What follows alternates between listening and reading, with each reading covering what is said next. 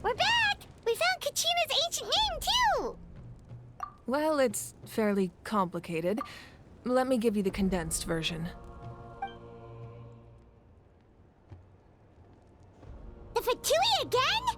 We can't go anywhere without them causing trouble. But what if the Fatui finds out you've lost your power? Won't they try to take advantage of the situation? That's why it has to be our little secret. No one else can know, or we're asking for trouble. Look, I wish I could offer you some sort of consolation, but I won't lie to you. With multiple factions closing in, there's nothing comforting about the situation we're facing. Still, all you need to do is focus on your goal. You can leave the complicated matters to me.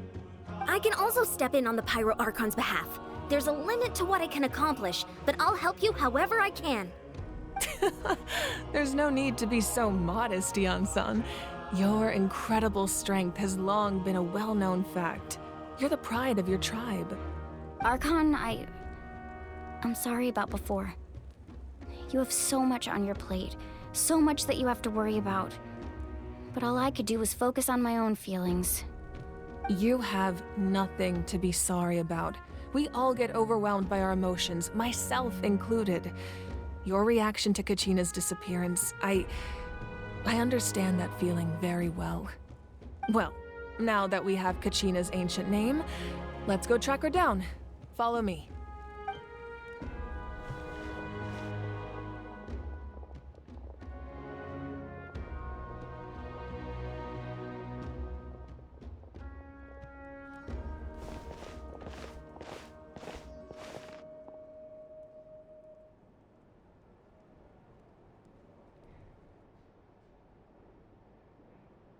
What is this place? Hey, isn't that Atea's talisman? Good eye. This is where I store all the various mementos I've collected. Whoa. I've never seen this place before. There's so many things in here. It looks like there are items from every tribe. Collecting them must have taken a lot of effort. I suppose you could think of it as a hobby of sorts. In Natlan, everyone grows up listening to the stories of heroes, and physical items do a far better job of preserving those stories than our own memory. Now, I still have some preparations to make for the ceremony, so feel free to take a look around in the meantime.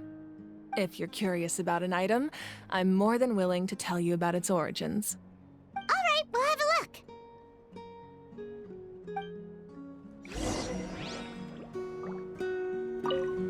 This flower looks like it's thriving.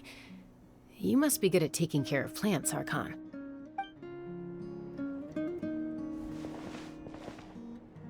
This fishing basket looks familiar.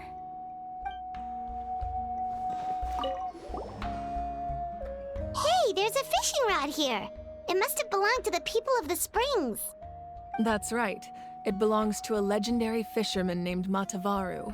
I have his entire set of fishing equipment, actually. He and I met in a tavern. He told me about a particular kind of giant fish and his meticulous plan to catch it. In his eyes, I saw a hunger and a strong fighting spirit. To him, the sea was the battlefield upon which he staked his honor. So, did he do it? The next time I saw him, he was covered in scars. It turned out the fish he sought had been corroded by the abyss. He managed to kill the fish, but sustained a serious injury in the process, which meant he could never go deep-sea fishing again. Can a fisherman claim victory if he fails to bring back his catch? That's what he asked me in the end. Well, Paimon thinks he won. That was my answer as well. The experience was far more valuable than the prize itself. In the end, he didn't want his tools to go to waste, so he gave them to me. Wait, that means you also know how to fish. Maybe we can go head-to-head sometime.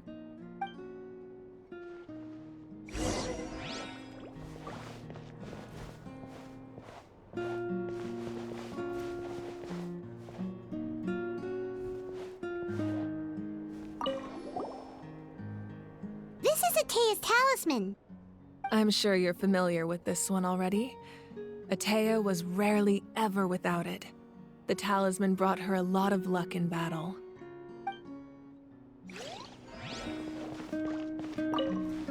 Make sure to handle everything with care. This cup, for example, it's heavier than it looks.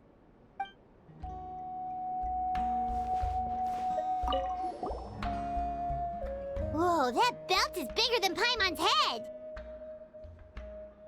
The Collective of Plenty are known for their bodybuilding competitions and contests of strength. This belt is a symbol of great honor within the tribe. The association with strength might also have been the reason the original belt was extremely heavy. It was difficult for even two people to lift. And even if a warrior had the strength to put it on, wearing it for any length of time would still leave them gasping for breath. Sounds like it. So the owner of the original belt, Kitera, commissioned a craftsman to make a copy identical in appearance but far lighter in weight. That is the belt you see before you. He would often wear this version when training in order to protect his waist. Or he made a lighter version so he could wear it all the time and show it off.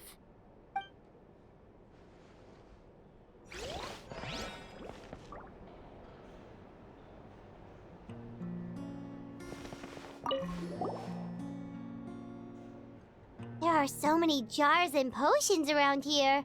Do they have anything to do with alchemy? No, those belong to the Masters of the Nightwind. They're ceremonial tools used to amplify the ability to communicate with the Night Kingdom and the Wyab.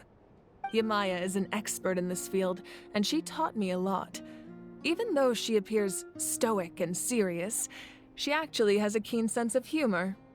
The tools you see here are quite traditional. Her students found them outdated, so she passed them on to me. The contents of the jars aren't all that special.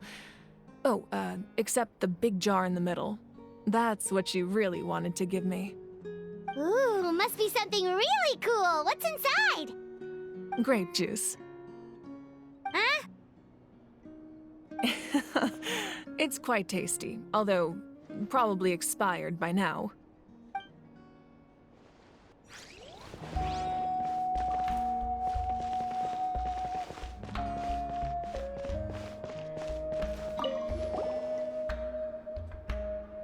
Whoa, this weapon is huge! Which tribe did it belong to? Ah, that weapon belonged to Tenoch, a hero from 500 years ago. Strictly speaking, he didn't belong to any single tribe. That's because even before the disaster with the Abyss broke out, he had already been exiled. Exiled? It was a punishment imposed out of necessity, but he accepted it all the same. He believed it was what he deserved. When the Abyss attacked, the tribes found themselves in urgent need of a powerful figure to lead them into the battle, and there was no one more courageous or resolute than him. He united the 6 tribes and accomplished great feats throughout the war. Ultimately, he perished, and because he had already lost his ancient name, the Ode of Resurrection was unable to bring him back. And so, he was laid to rest, alongside the countless warriors and civilians who lost their lives, buried in the soil of his native land. Wow, he sounds like a true hero. Indeed, even now his story is told throughout the land.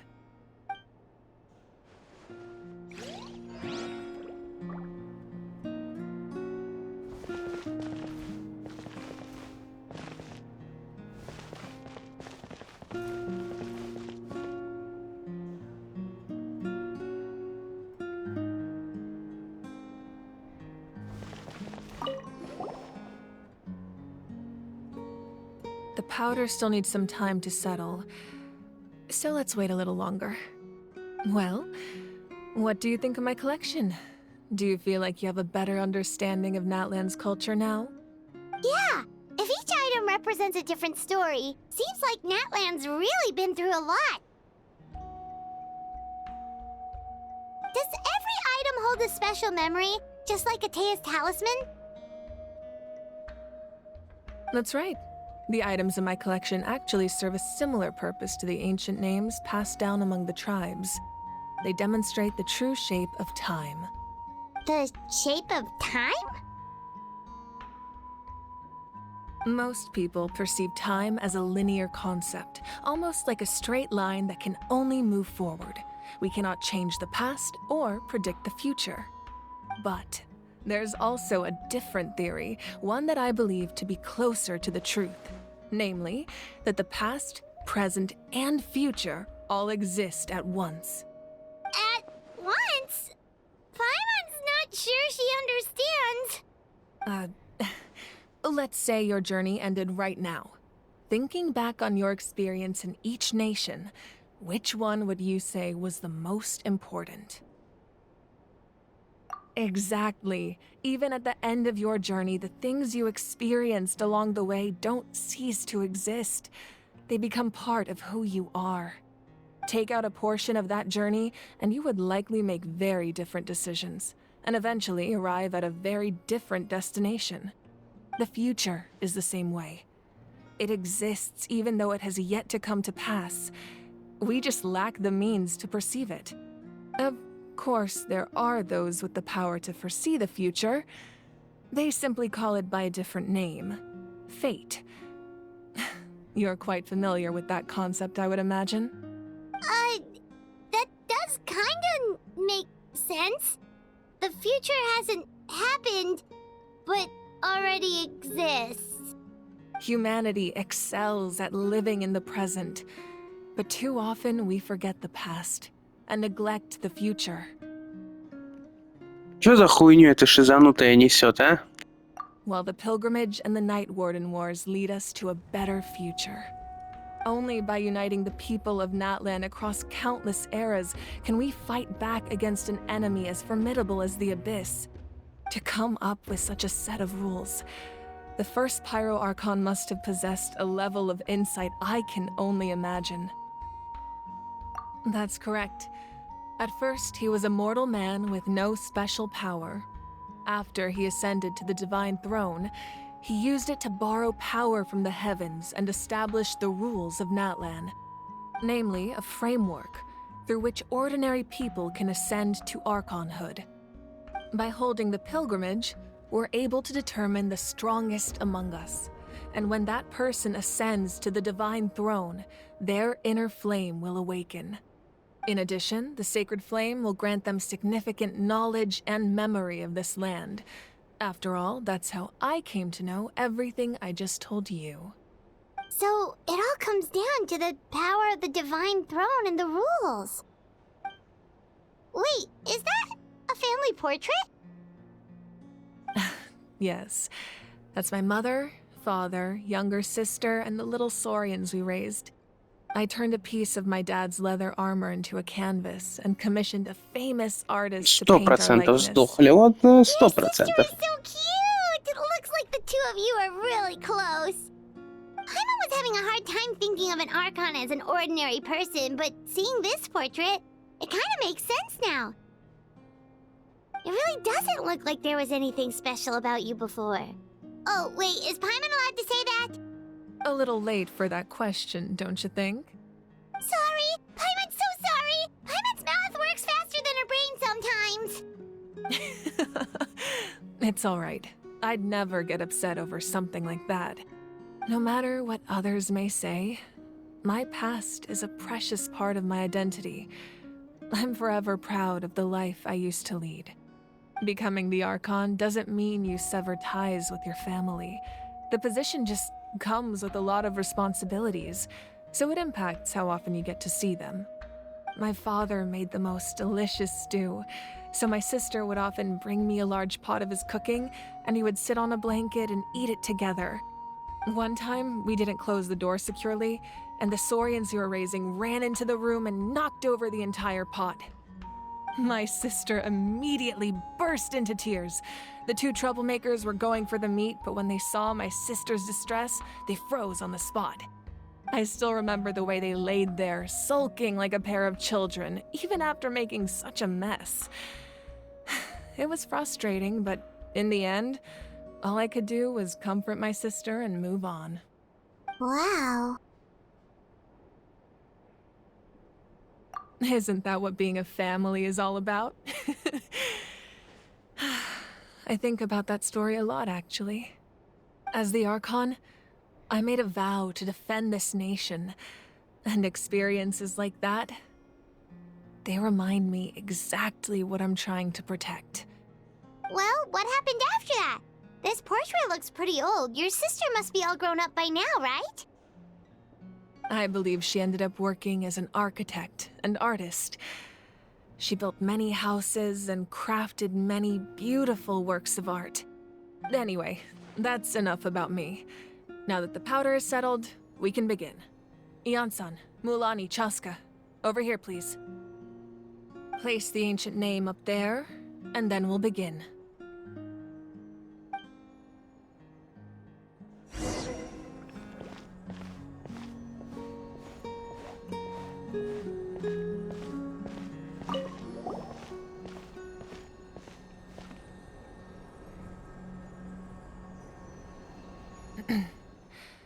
Surely as the echoes of life resound through heaven and earth, so too shall our stories remain eternal. Ancient name, take us to your fated bearer. Allow her to answer our call.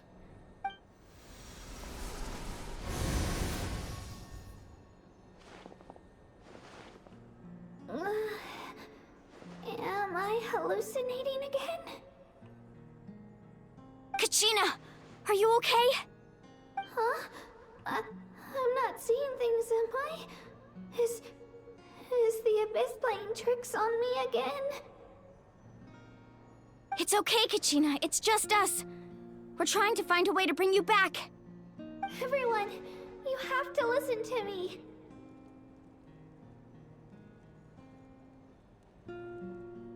I've been investigating the Night Kingdom this entire time, and I figured out what's wrong. The Wyab is being affected by the Abyss. I was waiting for the Wyab to send me back, but then this really strong monster came in and it almost killed me.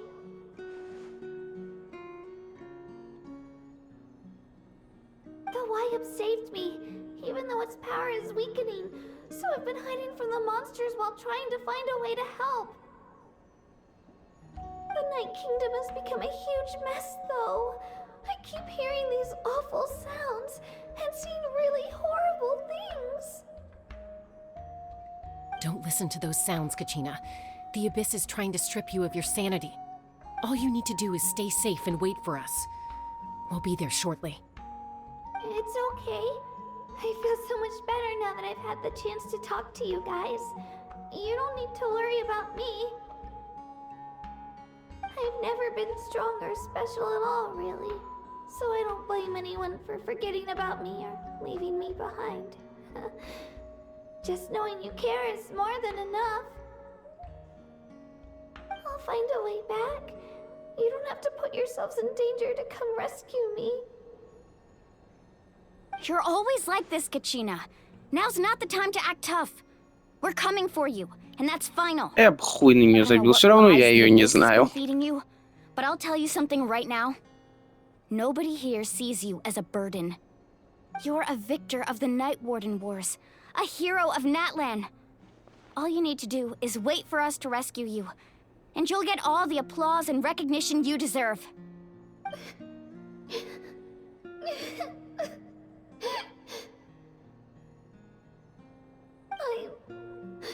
I'm really scared. Everything's so dark and creepy here. And I want to go home. Still, I don't want you to put yourselves in danger because of me. I don't want to hold anyone back ever again. All you need to do is place your trust in us, just like you always have. No one fights alone. We're not leaving you behind. Not ever. Yeah, we're so close. We can't call it quits now. Thank you. Be careful. Looks like we've lost contact. Now comes the most dangerous part. You have to traverse the Night Kingdom in your physical form. This entrance to the Night Kingdom was left behind after an abyssal invasion. Even a brief amount of time inside could expose you to corrosion. I know. I'm prepared for that possibility.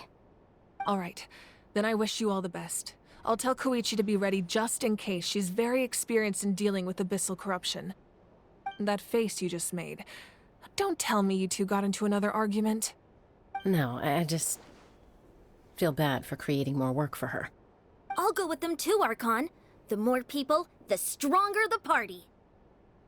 Thank you so much for your help, everyone. It really means a lot that you're willing to brave these dangers with me. And there's no time to lose, so let's get going. Now that I've lost my power, I won't be able to provide much practical support. But I can still keep an eye on the situation from here. Eon-san, I know it's unlikely, but if you encounter a situation you can't handle... That won't happen. I hope not.